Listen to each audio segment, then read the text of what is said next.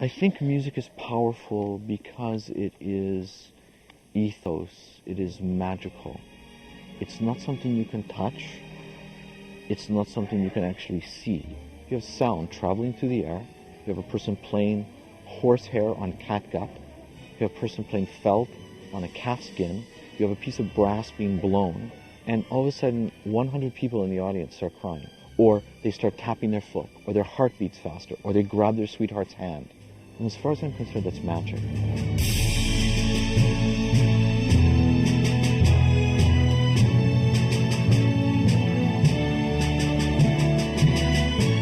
I'm Kirk Muspratt. I'm the music director of the Northwest Indiana Symphony, and my favorite part of being a conductor is using my imagination, being a creator, in that there's so much to developing a program, choosing the repertoire, choosing the artist, choosing what goes next to each other, so that after you've made somebody laugh, you might make them cry with something really tender or sweet right after it.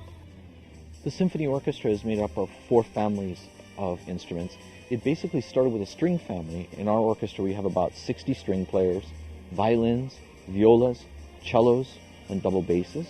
There's a woodwind section, flutes, piccolos, oboes, English horns, clarinets, bassoons, contrabassoon. We have about 15 people in the brass section, French horns, trumpets, cornets, trombones, tuba, and the other instruments like piano, harp. The percussion, it can be everything from timpani to glockenspiel to tam-tam to maracas to triangle to wind chime to police siren to pistol to you name it. So those are the 4 families of the orchestra.